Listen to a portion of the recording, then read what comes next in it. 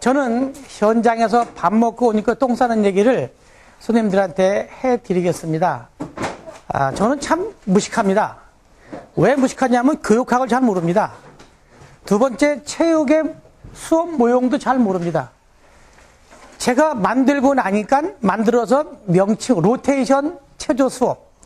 즉, 병마다 체조할 거를 한 6, 7군데를 붙여놨어요. 붙여놓고 학생들을 모든 별로 배치시켜서 30초 또는 20초 단위로 그 운동을 하도록 했습니다. 버피 15개, 런지 좌우로 10개씩. 이런 식으로 해서 줄넘기, 그래서 20초씩 교대시켰습니다. 그렇게 시키고 나서 학생들한테 이거를 내가 로테이션 체조라고 명칭을 했는데 이게 봤더니 일본서 아바타 수업이었어요. 아바타 체조예요. 이렇게 무식합니다. 스테이션, 타바타. 근데 또 스테이션 수업, 저런 것도 나도 그 스테이션이라는 용어를 안 쓰고, 파트별로 이렇게 수업을 진행했습니다. 진행하다 보니, 하다 보니까, 이게 이런 표현을 쓰면 되겠구나, 라고 했는데, 스테이션 수업이 있더라고요. 이번에 임용고사에서도 스테이션 수업에 대한 내용도 또 나오더라고요.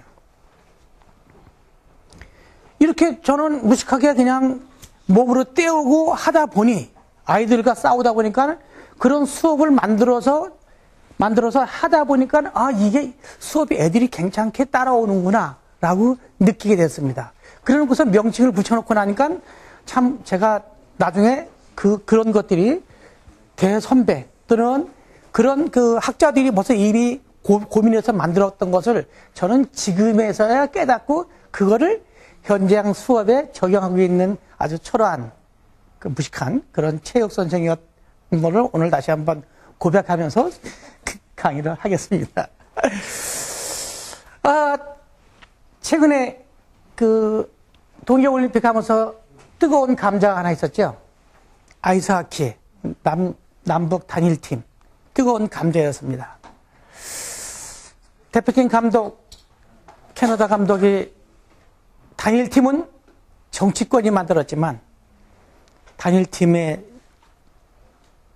마무리는 선수들이 했다라고 말하는 것이 기억납니다. 그 다음에 의성마늘 감자, 컬링이 이제 전 국민적으로 이제 컬링. 요새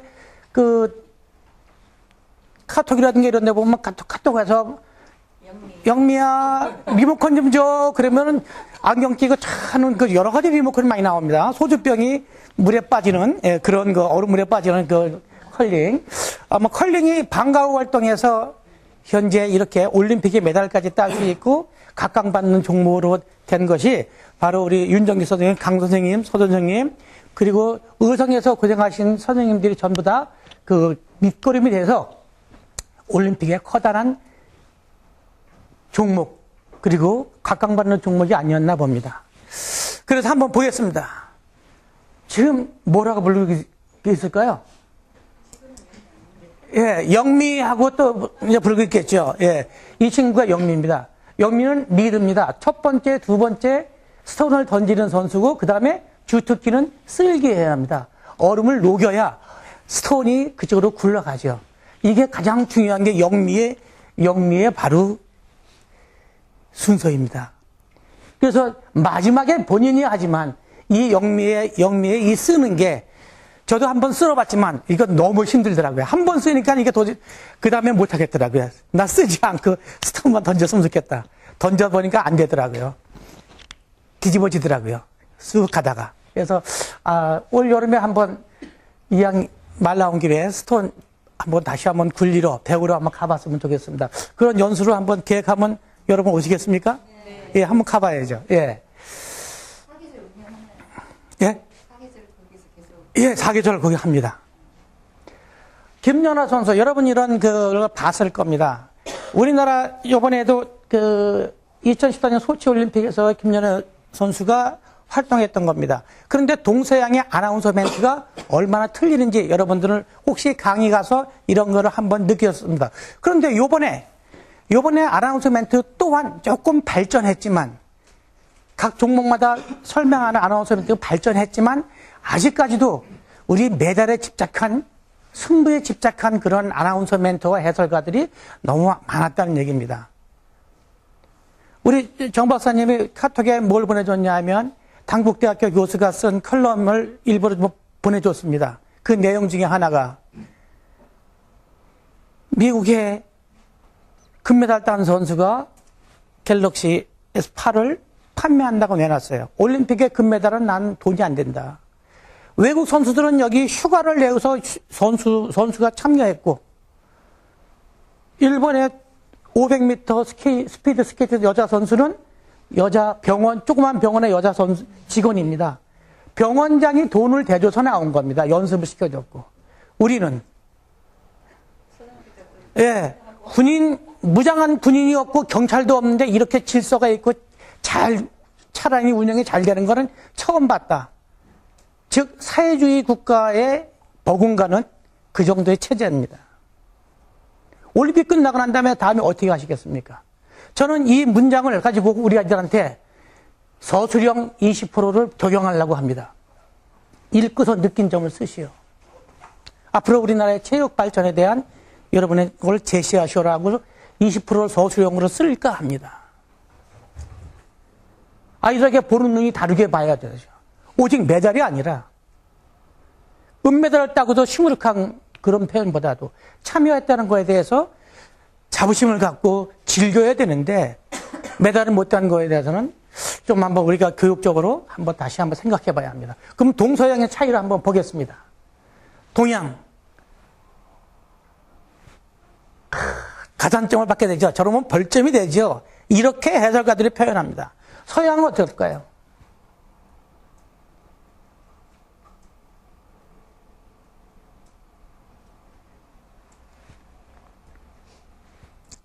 동양과 서양의 아나운서 멘토와 해설가들의 차이가 이겁니다.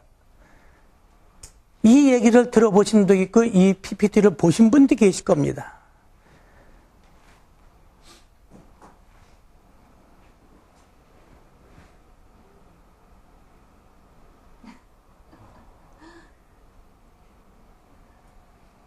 여러분, 여기서 우리는 뭘 봐야 되나요? 이것이 아니라, 그렇죠, 선생님. 네. 수업 속에서 우리 아이들을 뭘 봐야 될까요? 수업 속의 아이들은 무엇을 봐야 우리는 과정 중심 평가에 어떤 요소를 볼 수 있을까요? 무엇을 기록할 수 있을까요? 그래서 수업 속에서 우리는 뭘 봐야 할까요? 선생님, 무엇이 가장 먼저 보여요? 아이들 수업할 때. 잘하고 못하는 게 보인다. 김가영 선생님, 수업할 때 아이들이 뭘 제일 먼저 보여요? 장난치는 거. 김태희 선생님은? 재밌게 즐기고 있는지, 활동에서 자기가 하고 있는지, 직접적으로 하고 있는지, 아니면 마음 없이 그냥 하고 있는지. 예. 저는요, 선생님이 설명이 길어지거나 누가 무엇을 이해시키려고 한다면 내가 그만큼 잘 몰라서 이해를 시키려고 자꾸만 이런 말 저런 말 늘어놓는다고 생각합니다. 포인트만 잡아주면 더 이상 선택은 본인이 하는 것이고 설명이 길어지면 안 됩니다. 측정 평가에서도 제가 부족하고 애매했으면 설명을 애들은 이해시켜서 이걸 말썽 없게 하려고 자꾸만 이해시키려고 합니다. 그러면 이건 내가 뭔가가 잘못되고 부족한 겁니다. 확실하게 만들면 더 이상 할 말이 없습니다. 딱 한마디만 하면 끝납니다. 아이들은 그대로만 지시 따라오면 되는 겁니다. 최선하는 모습이 보이느냐? 아이들의 감정을 한번 읽어보고 긍정적으로 이 학생이 여기 참여하면서 아이들과 함께 소통하는지. 우리는 아이들 속에, 수업 속의 아이들이 이런 모습을 먼저 봐야 되지 않겠나 봅니다. 이런 식으로 진행하겠습니다. 타임지가 추천한 성격, 제가 4자릿수 15개로 보여드리겠습니다. 제일 마음에 드는 숫자가 탁 기억나시면 딱 기억하고 있다가 두 분씩 마주하고서 내가 기억나는 숫자는 111이다 하고 둘이 마주보고 인사하시고 그 다음에 잠시 후에 진짜 그런가 여러분의 성격이 한번 확인해 보겠습니다. 자, 한번 보시죠. 어떤 숫자가 제일 마음에 듭니까?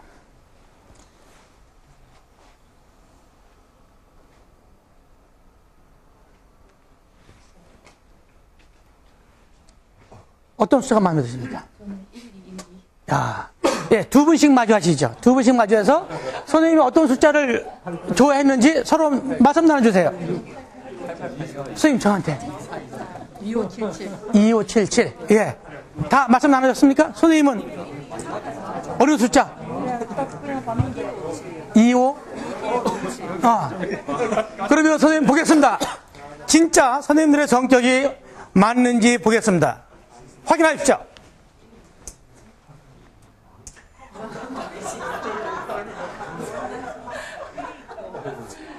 맞습니까?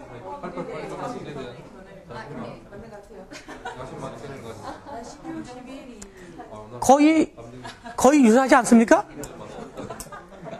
완벽하진 않지만 타임지에서 이거를 성격상으로 그래서 우스갯소리를 만드는데 이게 거의 한 7, 80%는 맞다고 봅니다. 예. 왜? 김관 선생님 왜? 뭐 틀려요? 딱 맞는 것 같지? 그냥 한번, 예, 웃는 얼굴로 이렇게, 예. 제목, 스토리텔링에서 제목을 한번 붙여주십시오. 제목. 우리 저 새신랑께서 한번 제목을 한번 붙여주시죠. 스토리텔링에서. 나 먼저 간다. 나 먼저 간다. 예. 선생님이 연습 많이 했는데, 이게 중국의 고산지대의 등굣길입니다. 등하굣길입니다, 이거. 이게 등하굣, 얘네들은, 이게 아이들이, 아버지가 이렇게 도와줍니다, 남코스에. 이게 등굣길입니다. 그래서 우리 학생들한테 이런 걸 보여줘. 그래서 스토리텔링에서 제목을 만들어라, 뭘 만들어라 그러면 또 아이들이 기발한 생각들을 한번 볼 수도 있는 거 아닌가 봅니다. 나에게 수업이란 무엇일까요? 안영희 선생님, 나에게 수업이란 뭐뭐다? 삶이다. 왜?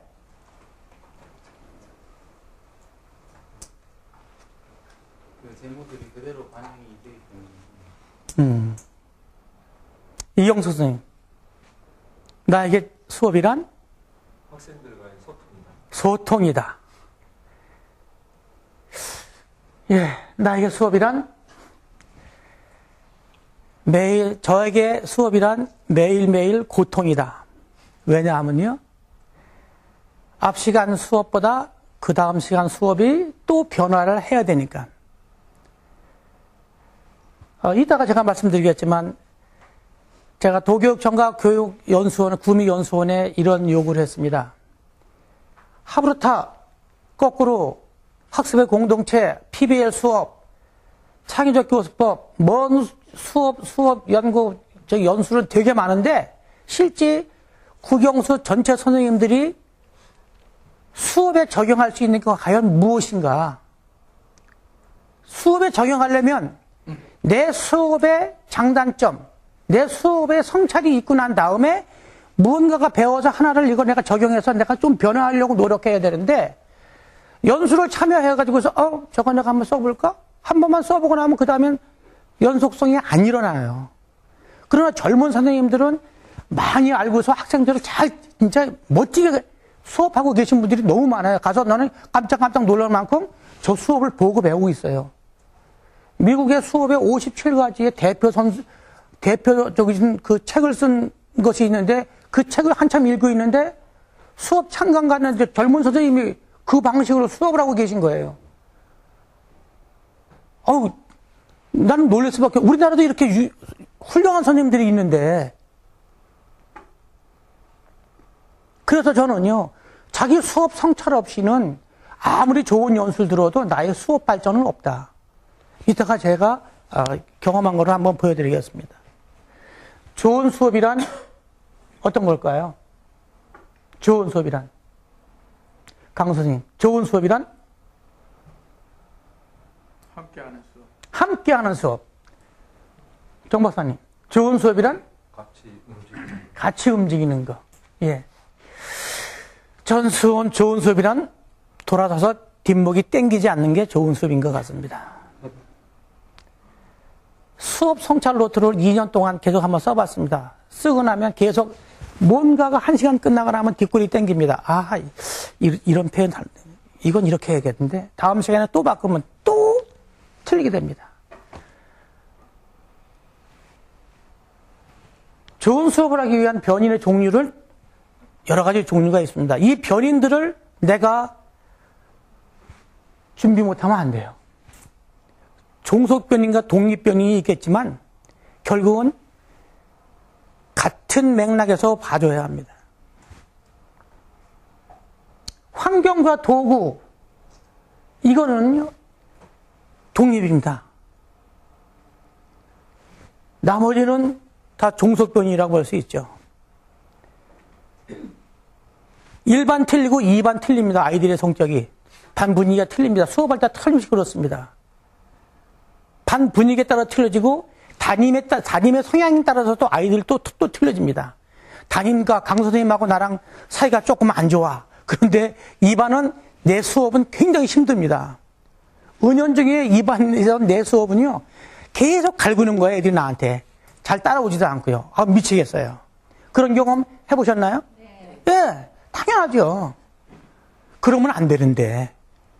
조정래 시간에 우연치 않게 나를 조금 낮추는 그런 언어의 표현이 틀못이 있었을 겁니다. 학생부장이 왔을 때 학생들 전체 선생님들한테 전달했어요. 월요일날 뭐뭐뭐 검사하겠습니다. 선생님 협조 부탁드리고 학생들 전달 부탁드립니다. 정문서 학생 지도하다 보면 몇 반만 그렇게 이론이 많이 잡혀요. 왜? 우리는 못 들었어요. 네, 우리는 못 들었어요.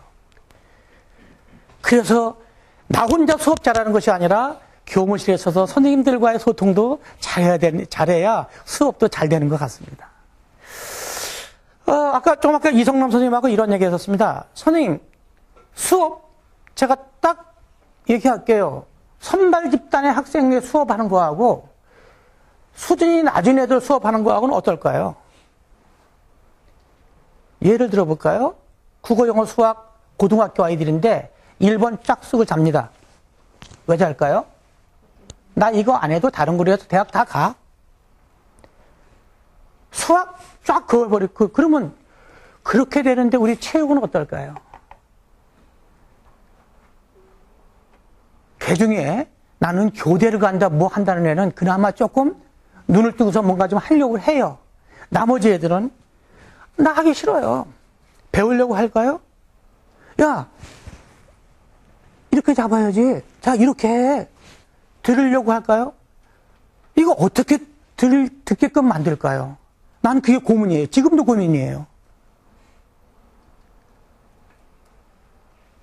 자기가 성적이 필요하고 뭐하는 애들은요, 말을 하면 잘 알아들어요. 그런데 나머지 애들 3분의 2, 4분의 3 정도는요, 관심이 없어요. 배드민턴 동아리가 있어요. 기본기 가르쳐주고 이렇게 해봤더니 푸드웍해서 헤어핀 연습을 좀 시켰어요. 백핸드가 잘 안 돼가지고. 연습하셨더니 연습이요? 한두 개 하다가 그다음부터는 진이 좋아하는 하이클리어만 치고 스매싱만 하고 있어요. 그래 놓고서 나중에 선생님, 모학교에서는 선생님이 푸드웍도 가르쳐주고 스매싱도 가르쳐주고 막 한다는데 우리는 왜 안 가르쳐줘요? 나한테 수업 시간에 따지듯이 묻더라고요. 제가 뭐라고 해야겠습니까? 그래, 선생님이 배드민턴 실력이 없어서 내가 너희들 못 가르친다. 근데 선생님이 지난번에 너희들한테 이렇게 좀 하라고 했는데 너희들은 어떻게 했어? 너희들 개 씹었잖아. 응? 개 씹었잖아. 나를 어떻게 하는 척 하다가 네 하고 싶은 대로 했잖아. 그래서 선생님이 실력이 없어서 그러면 동호인 중에 실력 있는 사람을 저녁 때 모셔가지고 너희들 연습 좀 시켜줬더니 너희들 어떻게 했어? 그 사람들은 나와 있는데 너희들이 안 나왔잖아. 한 번은 같이 쳤는데 어떻게 기본기 배워진 것이 아니라 계속 게임만 하고 스매싱하고 하이클리어만 하려서 게임하려고 했잖아. 내가 너희들한테 뭘 도와줘? 어떻게 도와주면 좋겠어? 그래, 그 학교는 토요일, 일요일도 나와서 애들 연습한다더라. 너희들은 토요일, 일요일 학교 나오니? 짜장면 사주고, 떡볶이, 햄버거 사준데도 안 나오는데 내가 무슨 소리를 가르쳐 줍니까? 토요 스포츠요? 10명 신청했다가 한두 명밖에 안 나와요. 그 다음 날은 아무도 안 나와요. 그런데 무슨 토요 스포츠 그 강사비를 받습니까? 나 부끄러워서 못합니다. 우리는 안 합니다, 토요 스포츠. 우리는 토요일을 학교 안 옵니다. 공부할 만한 애들만 한 두세 명 나와서 공부합니다. 밥 먹고 오니까 똥 싸는 수업. 이런 애들한테, 열심히 하는 애들한테 열심히 뭔가 해주겠지만, 이런 애들을 어떻게 수업을 끌고 갈 것인가를 한번 고민해보고, 어떻게 평가를 할 것인가를 한번 고민하는 시간이 지금부터 이제 이어집니다. 그래서 이런 친구들에게 교사와 학생이 이해 설득과 수용, 절충이 필요해서 수업을 끌고 갈 수밖에 없더라고요, 학생들한테. 이렇게 되다 보니까 수업에 변화가 있을 수밖에 없어요. 선생님이 일방적인 수업이 아니라 이제 모든 별 학습, 팀별로 과제를 주어서 그걸 성취해서 자기들끼리 리그전을 통해서 스스로 알아가는 수업으로 수업을 바꿨습니다. 2년 전부터. 자, 개정교육과정과정은 미래교육 과정중심, 역량중심이라고 하는데 이걸 이렇게 해서 이제 우리는 창의 융합적 인재를 만드는 것입니다. 아이들이 수준이 낮고 높고 관계없이 자기 주장을 발표하고 남의 얘기를 들을 줄 알고 그 다음에 남을 상호 코칭하면서 내가 또 필요한 걸 배울 줄 아는 그런 상호 소통이 일어나는 수업을 우리는 만들어야 되는 것이 아닌가. 그것이 바로 과정중심 평가 안에 그것이 녹아내려야 된다고 저는 생각합니다. 과정중심 평가의 6대 역량 과제가 이렇게 나와 있습니다. 이 나와 있는 것 자체가 우린 체육과에서는 천만다행입니다. 왜요? 이게 전부 다 체육 수업 안에 다 들어가 있거든요. 이게 개인 평가, 개인 운동할 때는 이것이 안 나와 있지만 모둠 평가, 모둠으로 활동할 때는 이것이 다 들어가 있습니다. 그 안에. 그래서 이것을 가지고 선생님들이 생기부에 적어줄 때 제일 좋은 거 뭔지 아십니까? 2015 가정중심 평가 6대 역량 과제 심리적 감성 역량 이 글은요 인터넷 들어가면 나와 있습니다. 여기 부연 설명 쫙 나와 있어요. 부연 설명을 딱 갖고 오세요. 갖고 와가지고 그 단어 3분의 1을 쓰고 그 다음에 그 학생의 변화를 거기다 써주면 생기부에 아주 멋지게 글이 들어갑니다. 선생님들이 글 만드느냐고 고생할 필요가 없습니다. 저기에 대한 해설이 쫙 나와 있거든요. 그걸 가지고서 드래그해서 그 다음에 그 학생에 맞게 몇 개만 더 고쳐서 넣어주시면 생기부에 정확하게 아주 멋진 글이 이루어집니다. 개정교육과정이 이렇습니다. 2018년 중1, 고1 이제 적용됩니다. 작년부터 과정중심 평가를 해봤습니다. 해봐서 틀리기도 하고 하여튼 우여곡절 끝에 1년을 마쳤습니다. 좀 이따 그 좌충우돌한 내용을 중심으로 설명해 드리겠습니다. 아까 이제 윤수석이 다 과정중심 했기 때문에 성취 기준과 수준은 저는 이렇게 그냥 했습니다. 각 과목에서 학생들이 학습을 통해 성취해야 할 지식, 태도, 능력, 특성, 진술한 것을 무엇을 공부해야 성취해야 하는지 실질적인 지침이고 성취 수준은 학생들이 얼마만큼 도달할 것인가. 여기에 대한 것 중에 여기에 일부를 얼마만큼 도달할 것인가 좀 낮춰서 여러분들이 하시면 될 것 같아요. 아까 다 했습니다. 성취 기준의 재구조화란 재구조로 할 수 있습니다. 그러나 내용의 일부가 임의로 삭제되지 않도록 유의해야 하며 그 다음에 일부 내용을 추가해서 할 경우 학생과 학습에 대한 평가가 가중되지 않는 범위 내에서 재구성할 수 있는 것입니다. 기본적인 거를 빼고 내가 임의적으로 다른 거를 놓으면 안 된다는 얘기죠. 거기서 좀 더 구체적으로 아까 윤석이 얘기했죠. 구체적으로 뭔가 평가 방향이라든가 가르칠 목적을 좀 더 집어넣으면 된다는 얘기죠. 이거는 뭐 여담이지 뭐 동아리 활동 생기부 기록은 이렇습니다. 경북교육청 2018년도 학업 성지 규정 계획서입니다. 이제 3월 달에 이것이 이문경 장학사가 여러분 학교에 아마 배급될 것입니다. 전체가. 근데 그 중에 하나가 뭐냐 하면 동아리 활동 생기부 기록이라는 것이 나올 겁니다.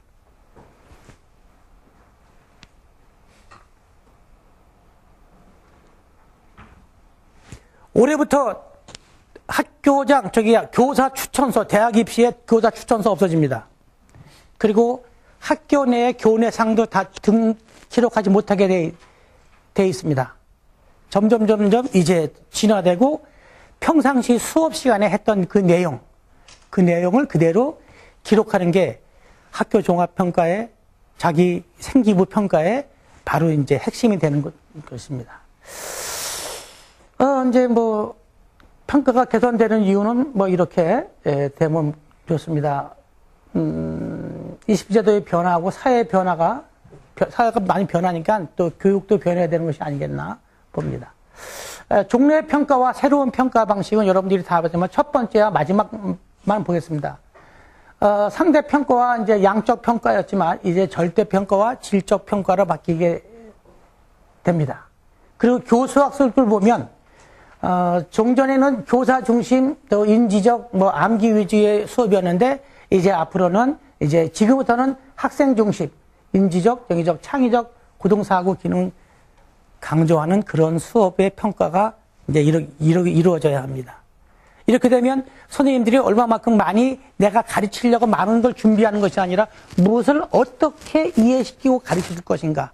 아이들은 어느 정도 손짓 수준만 잡아놓을 것인가를 생각해서 그 다음에 학생들이 스스로가 동료 코칭이라고 스스로 학습하는 그런 분위기를 만들어주는 게 바로 2015 개정과정의 핵심이라고 생각하시면 됩니다.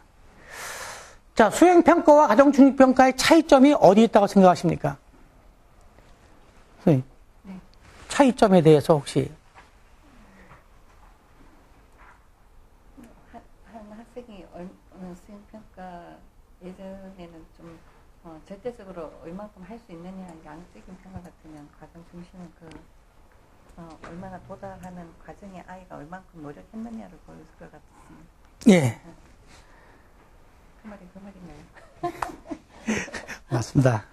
선생님, 차이점이 있을까요?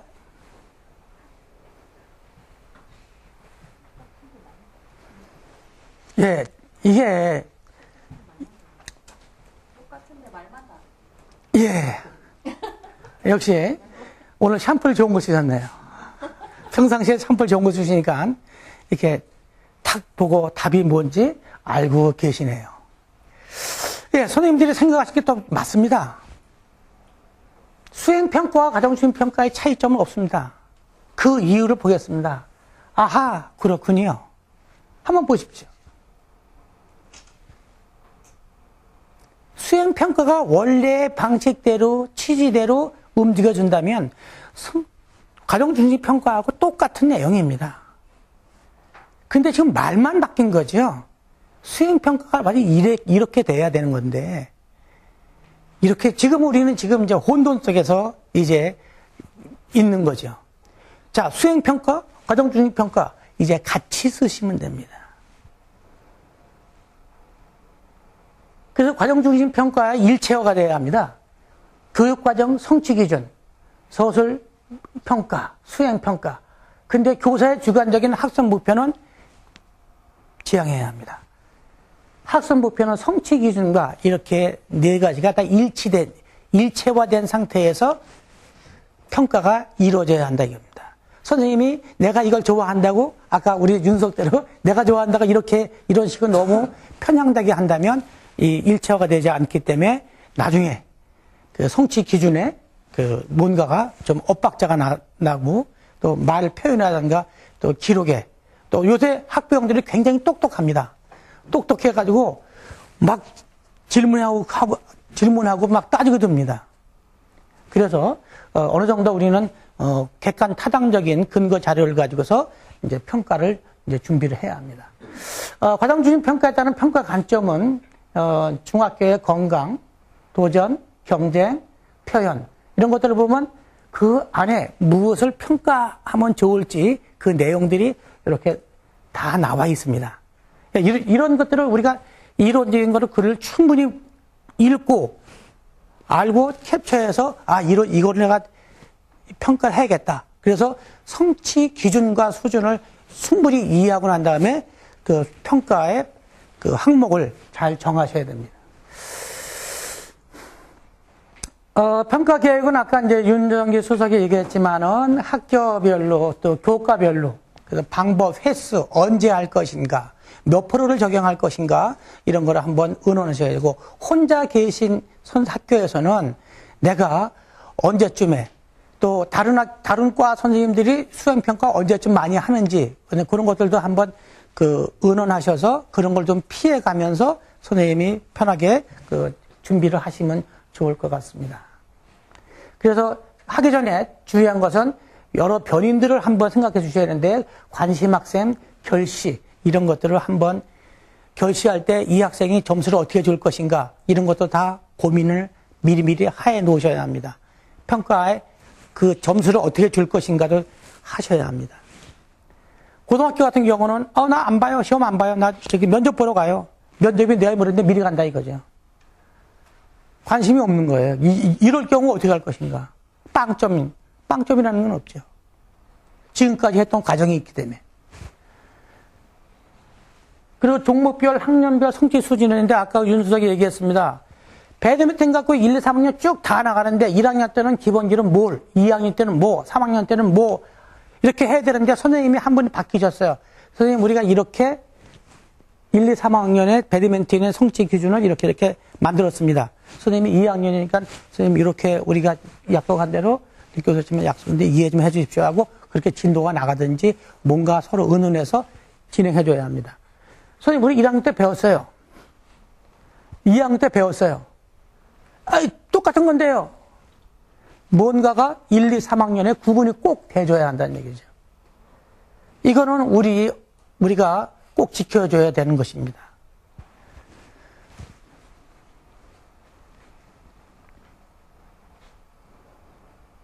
좀 아까 말씀드렸던 거.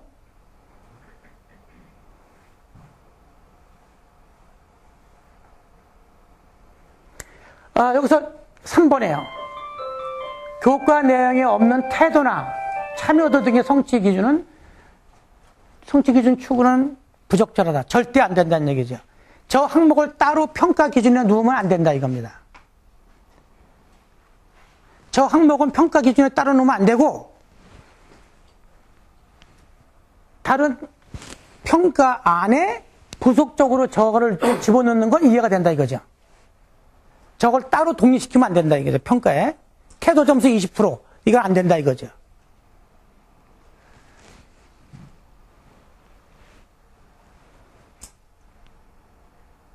방금 설명드린 겁니다. 채점 방식에는 총체적과 분석적 채점이 있는데 한번 보시겠습니다.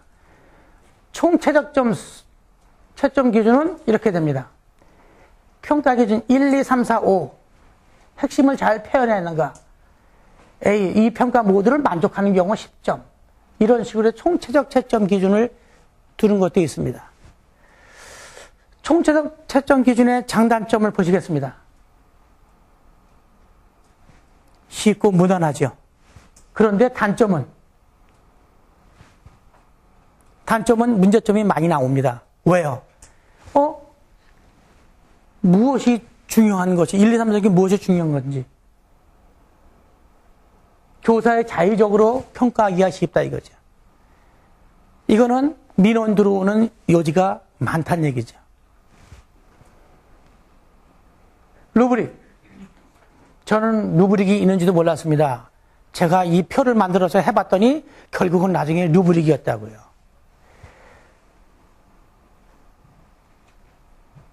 여기서 노랗게 되어 있는 거에서 수행평가의 기본 점수는 평가 항목별 최고 점수의 50% 이상 주면 안 된다. 요거를 기억해 주시기 바랍니다. 10점 만점이면 기본 점수 4, 3 합쳐서 4점이죠. 네. 장기 무단결석자는 3점, 최하점에서 마이너스 1점을 준다. 요거 최하점에서 마이너스 1점을 준다. 요거 4점이지 않습니까? 4점이면 최하점에서 1점을 준다면 3점이라.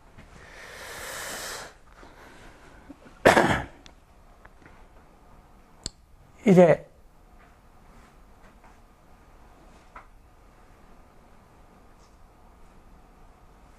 여기서 루브릭에서 이런 평가할 때 조심할 것은 중요도입니다. 중요도. 어느 것이 중요하냐에 따라서 그 중요도에 따라서 점수를 상중하가 점수가 틀려져야 되는데 중요도가 이게 더 중요한데 이걸 4점 주고 이거를 5점, 6점 준다면 중요도가 틀리겠죠. 그래서 이 문항을 만들 때 문항을 잘 만들어줘야 한다 이겁니다. 분석적 채점의 기준에는 4점, 3점, 2점, 1점 해서 아까 성취 기준의 성취 수준이 있지 않습니까? 거기에 버금가게끔 이렇게 표현을 해놨습니다.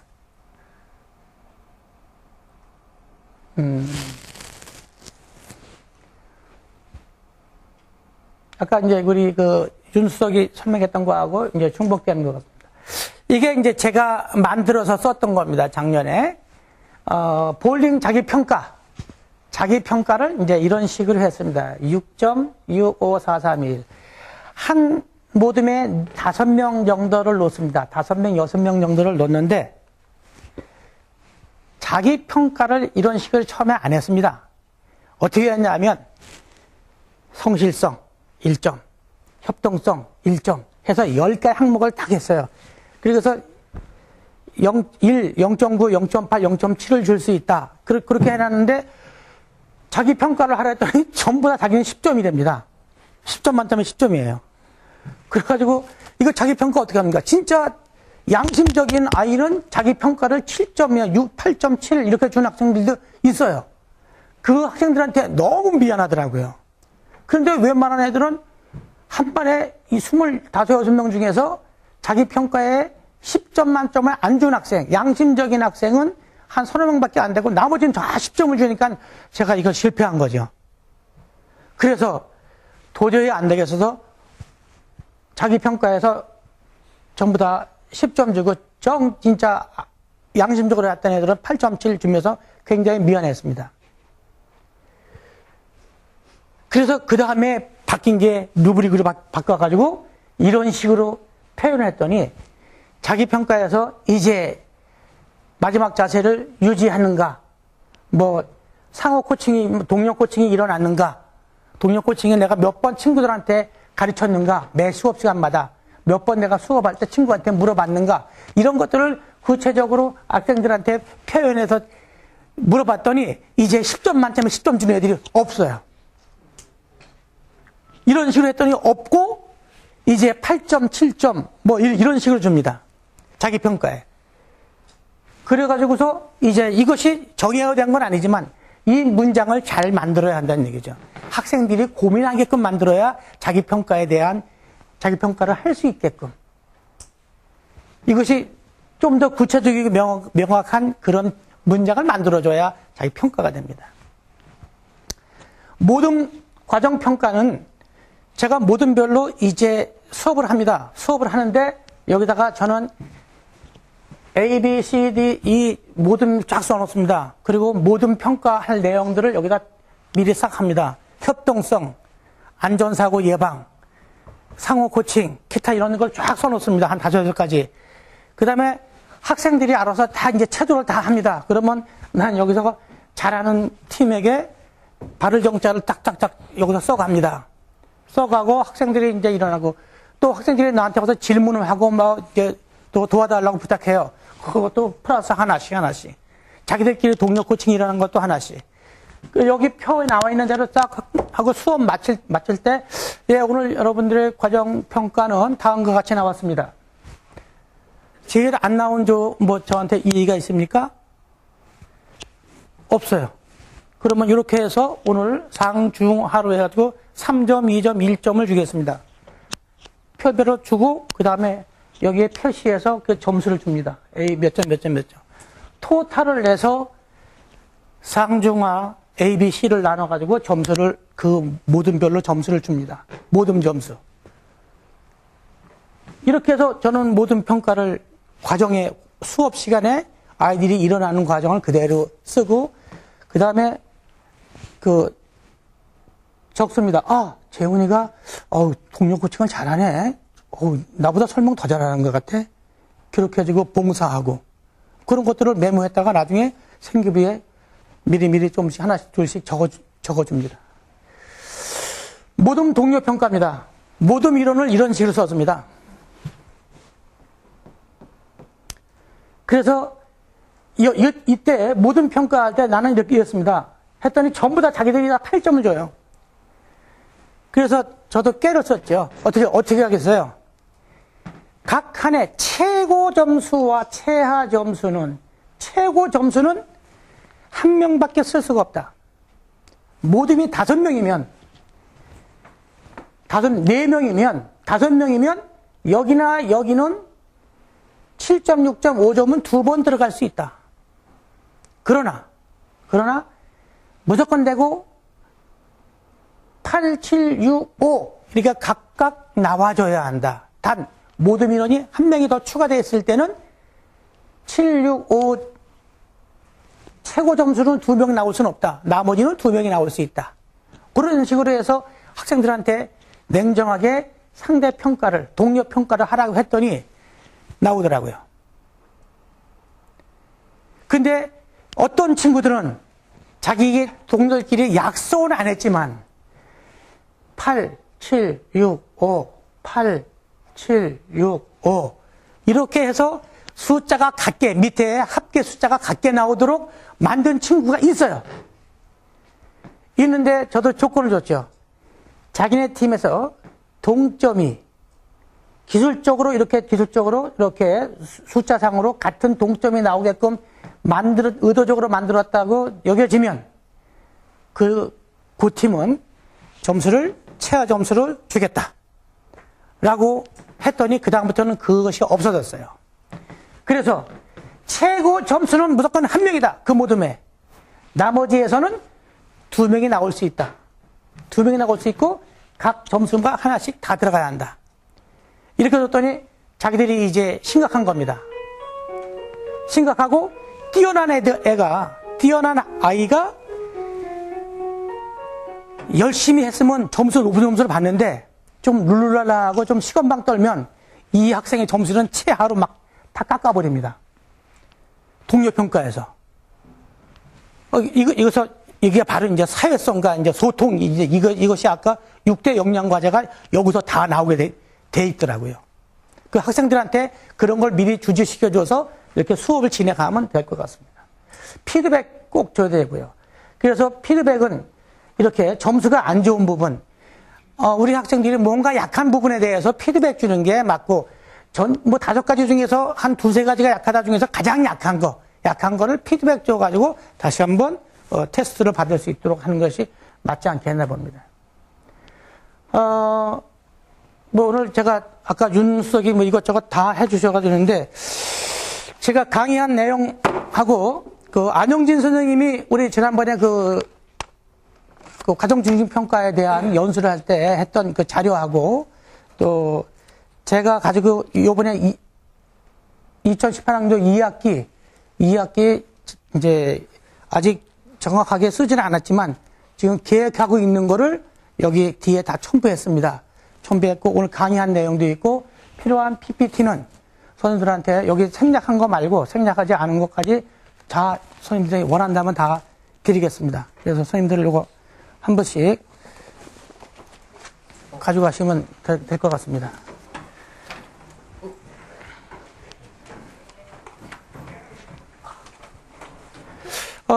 제가 이제 여기서 제가 작년에 한 해 이제 그 가정중심 평가를 수업을 해보니까요. 가장 어려웠던 게, 학생들을 지도하려니까 학생들이 잘 듣지 않고 자기들이 좋아하는 것만 하려고 하니까 수업이 진행이 안 돼요. 그래서 제가 떠올린 게 바로 그겁니다. 모둠별로 목표치를 줘서 그 목표에 도달할 수 있도록 만들어 주도록 했습니다. 그래서 PBL 수업을 약간 도입했어요. A모듬은 배드민턴 규칙과 그 다음에 경기 방법을 조사해 오시오. B모듬은 서브와 리턴과 푸드웍에 대해서 연구해 오세요. C모듬은 뭐뭐 하세요.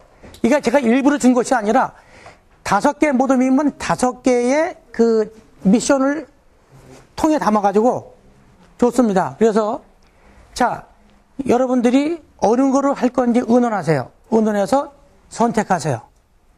같이 나올 때는 가위바위보에서 이긴 팀이 가져갑니다. 선택권을 주고 나니까 본인들이 선택했기 때문에 더 이상 불만이 없어요. 선생님이 강제로 이거 A조 네가 해. 그래 보면 아이들은 불만이 있어요. 저게 더 쉬운데. 그러나 아이들끼리 의논하고 나서 미션을 선택하더라고 했더니 같이 동시에 나왔을 때는 가위바위보에서 지니까 자기들끼리 승복하고 갑니다. 그러나 선생님이 주는 것이 아니라 자기들이 선택했기 때문에 그걸 준비해 오더라고요. 우리 애들도 준비해 와서 선생님 이거 좀 복사 좀 해주세요. 그래요. 이건 뭔데? 그랬더니 자기들끼리 그걸 공부할 거라고 합니다. 그리고 그걸 가지고 다른 모둠을 이제 다른 모둠 애들한테 가르쳐주러 가는 거예요. 다른 모둠을 다 가르쳐주고 서로 가르쳐주고 나서 이제 경기가 시작되는 거예요. 연습 시간을 주고. 그 다음에 연습하다가 안 되면 이제 저한테 옵니다. 이제 아이들이 필요성을 느끼게 하니까 저한테 배우러 오더라고요. 아니면 잘하는 친구한테 배우러 가더라고요. 그리고 경기할 때 처음부터 배드민턴 경기요. 경기 방법대로 그대로 수업을 못했습니다. 자기들이 생각나는 대로 경기를 하더라고요. 그러다가 이제 경기 방법 둘씩 아는 애들이 알고 애매한 거는 저한테 와서 좀 묻고 설명해 주니까 이제 한 2시간, 3시간 좀 되니까 이제 정확한 규칙으로 경기를 시작하게 됐습니다. 그때부터 이제 리그전을 돌아가게 됐습니다. 그 전까지는 계속 저는 이제 관찰하고 이제 평가하고 하고 있었습니다. 그 아이들한테 필요성을 느끼게 하는 방법이 무엇인가를 계속 고민했어요. 그 고민이 뭐냐 하면 이제 개별로 총체적으로 학생들을 지도하려고 지식을 나눠주려고 하니까 아이들은 들으려고 하지 않습니다. 필요성에 있는 애들만 열심히 들으려고 하죠. 그래서 모든별로 나눠서 모든별 수업을 시작했고 PBL, 프로젝트 수업을 준비했습니다. 그래서 미션을 줘가지고 학생들이 그 미션을 해결할 수 있도록 스스로가 찾고 해결하고 다른 친구가 설명할 때 경청하고 듣고 또 배우러 다니고 이게 수업이 분답스러운 것 같아도 결국은 잠시 뒤에는 이제 자기 모든별로 연습할 수 있는 시간을 줍니다. 주고 나면 자기들끼리 되게 열심히 연습해요. 연습하다 보니까 이제 자기 팀의 응원도 하고 오다용지 작성도 할 줄 알고 그러면서 경기를 하다 보니까 이제 과정중심평가 그래서 저는 채점을 계속 그렇게 해왔습니다. 해와서 작년 이제 2학기 끝날 무렵에 제가 실수를 하나 했습니다. 20% 반영해야 되는데 프로테지를 잘 반영했는데 20% 반영해서 18점, 16점 그걸 잘했어요. 그걸 100점 만점으로 환산해서 기록을 해줘야 되는데 그걸 그대로 나이스에 입력해가지고 전부 다 A, B, C 아주 미흡으로 다 나왔어요. 성적이. 그래서 선생님이 저한테 와서 선생님 체육 성적이 이상해요. 왜? 그랬더니 전부 다 미흡이라 나왔답니다. 그래서 아차 싶어서 보니까 내가 입력을 잘못한 거예요. 앞서 나가도 안 됩니다. 이게 일단 다시 한번 그래서 다시 100점 만점을 환산해서 점수를 다 줬어요. 선생님 평가 비율, 반영 비율을요 30%를 반영할 때 점수를 어떻게 주시겠어요? 30% 반영할 때 100점, 90점 받으면 27점입니다. 그죠? 80점 맞으면 몇 점이에요? 이게 소수점이 나오게 되면요, 이게 아주 곤란합니다. 2018 학업 성취도 이문경 장하사가 그걸 이제 곧 여러분 학교에 보내는데 거기에도 그 내용이 나와 있어요. 평가 프로테리가 30%나 20%일 때 소수점이 나오지 않도록 해라. 그래서 30%일 때 100점, 90점, 80점으로 70점을 한다면 3, 7, 20, 21점 반영되고 70점 맞으면 이런 식으로 되어야 되지 소수점이 나오지 않도록 반영 비율과 점수 분포를 잘 계산하라 이겁니다. 저는 1학기 때 실패했습니다. 소수점 몇 개 나와서 반올림 해서 소수점 2자짜리여서 반올림 해가지고 그걸 입력했어요. 그것도 개고생했습니다. 엑셀로 해가지고 계속 나온 다음에 그 다음에 입력하는데 소수점까지 찍어서 입력하려니까 너무 어렵더라고요. 제가 그 해보니까 알아요. 그래서 점수 분포들을 소수점이 안 나오도록 비율에 맞춰서 잘 해줘야 한다 이거죠. 제가 지금 이거 나눠드린 그 자료는, 그러니까 뭐 정답은 아닙니다만 참고하시고, 아직까지 제가 2학기 거 만든 것은 지금, 여러분들에게 지금 이제 계획 중이고, 그걸 좀 더 수정 보완해서 만들어져야 합니다. 서술형 평가, 올해부터 우리 학교도 이제 그 이론 시험을 안 보고 서술형 평가 20%를 집어넣을까 합니다. 그래서 아까 서두에 말씀드렸지만 그런 그 스포츠 내용을 가지고 학생들이 읽고 지문을 주고 거기에 대한 느끼고 체육 발전 방향에 대해서 쓰시오. 느낌을 쓰시오. 하고서 20%인데, 150자 정도로 요약하시오. 그러면 150자 정도를 가지고 140에서 160을 썼으면 A, 그 다음에 B, C로 점수를 주고, 그런 식으로 해서 점수 주고, 그 다음에 그 키워드가 한 5가지 정도 해서 5가지 키워드가 그 내용에 다 나왔으면 이제 A, B, C, D를 줘서 이제 그렇게 해가지고 20%를 반영해서 이제 서술형 평가를 하려고 하고 있습니다. 또 아까 윤정규 수석이 얘기했듯이 프로젝트, 뭐 동계올림픽에 대한 그 안내라든가 뭔가를 프로젝트 하는데 그걸 프로젝트 나오지만 너는 어떤 프로젝트를 주고 나서 거기에 대해서 스토리텔링으로 준비한 과정을 쓰시오. 그리고 앞에서 발표를 합니다. 근데 교사가 주는 점수 10%, 학생들 대표가 다른 모둠에 대해 주는 거를 10%를 채점을 한다면, 그래서 20%를 한다면 무리 없이 잘 됩니다. 요걸 다시 한번 요약한다면 프로젝트를 줬어요. 모둠별로. 주고서 그 과정에 대해서 서술형으로 해서 써서 나한테 냅니다. 내고 그 다음에 나머지는 발표를 합니다. 여기에. 발표하는데 각 모둠에 한 명씩 나와서 발표한 내용을 심사를 합니다. 요게 10% 주고 교사가 10% 주고.